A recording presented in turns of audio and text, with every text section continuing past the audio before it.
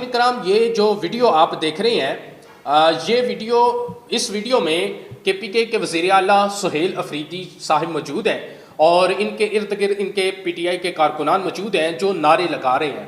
नारे ये लगा रहे हैं, चलो चलो डी चौक चलो। ये नारे मुसलसल लगाए जा रहे हैं। ये नारे क्यों लगाए जा रहे हैं, इसकी वजह क्या है, ये तमाम तर जो तफसीलात है आज की इस वीडियो में आपके साथ शेयर करने जा रहा हूँ। तो नाज़रीन इकराम,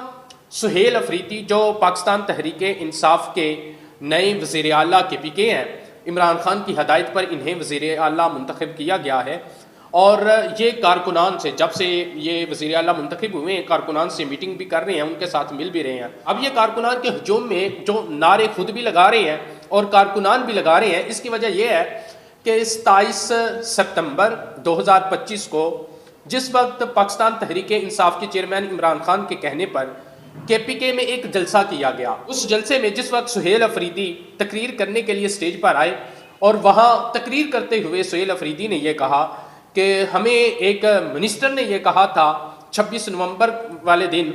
कि तुम डी चौक आकर दिखाओ। कहता है फिर हम डी चौक पहुँचे, वहाँ पर पहुँचकर हमने पीटीआई का और इमरान खान का झंडा लगाया, हम वहाँ पर खड़े रहे, हम वहाँ पर डटे रहे, फिर हमारे ऊपर गोलियां चलाई गई। वही मिनिस्टर एक मरतबा फिर हमें यह कह रहा है कि तुम लोग डी चौक आकर दिखाओ। फिर उसके बाद सुहेल अफरीदी कारकुनान से मुखातब हुए और कहने लगे क्या डी चौक जाने के लिए तैयार हो? कारकुनान ने कहा जी हम तैयार हैं। क़यादत से मुतालबा किया और कहा कि हमें ये जलसा स्वाबी में नहीं बल्कि हमें डी चौक ये जलसा चाहिए। और क़यादत से मैं कहता हूँ कि आप हमें बस इजाज़त दे दें, आप ऐलान करें कि जलसा डी चौक होगा, डी चौक पहुंचना है, आप ऐलान करके अपने घरों में बैठ जाएं, फिर वहां पर पहुंचना हमारा काम है। ये सुहेल अफरीदी ने पेशावर के 27 सितंबर के जलसे में सुहेल अफरीदी ने इस तरह स्पीच की थी। अब